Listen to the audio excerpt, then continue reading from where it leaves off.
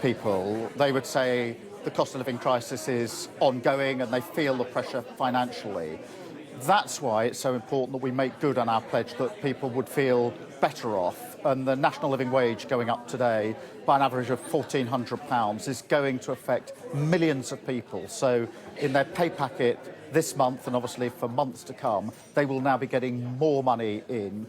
That's alongside the other work we've done. Interest rates have been cut 3 times since we've had a Labour government. So anybody with a mortgage knows that the rates are coming down.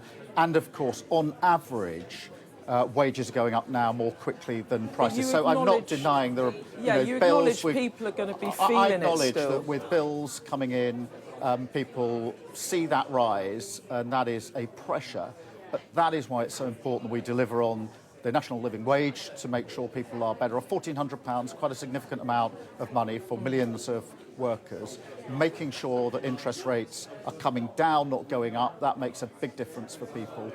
Wages going up higher than prices. And of course, out of the spring statement last week, the forecast that on average people will feel £500 better off per year. So we're bearing down on this. I've looked at that forecast, and the OBR, the Office of Budget Responsibility, actually says that people are going to feel worse off before they feel better off, and that all of that 500 quid at the end of the Parliament could wipe out anyway. You know that, right? Well, Beth, look, £1,400 a year better off under the national living wage. That's real. That's coming into force today.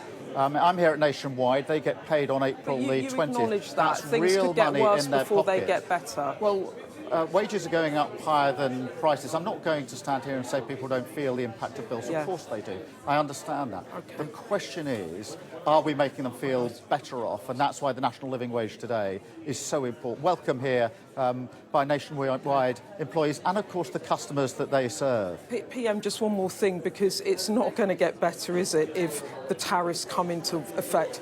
People are going to be worse off when Trump's tariffs come into effect, won't they? That's the truth, and that's what you're dealing with. Well, I don't think anybody wants to see tariffs. But you acknowledge we are going to get them. Well, look, we're working hard on an economic deal, which we've made rapid progress on, and I hope we can make really speedy resolutions on.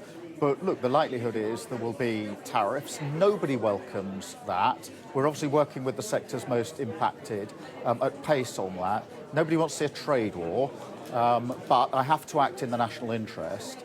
And that means that all options have to remain on the table. No trade war. That sounds to me like you're saying you don't want to immediately introduce retaliatory tariffs. You're going to take your time. Well, I'm not going to get ahead of myself, but I am talking to the sectors most impacted, and I think what they want most is a calm and collected response to this, not a knee-jerk response. We are, of course, negotiating an economic deal which will, I hope, deal and mitigate the tariffs. That's, I think, where most people would want this to land. Can't predict the future on that, but we're working hard on it.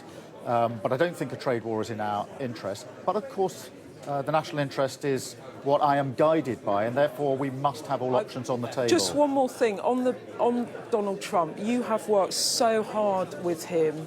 You have pulled your punches. You haven't criticised him publicly. He suggested prospects of no tariffs when we were at the White House.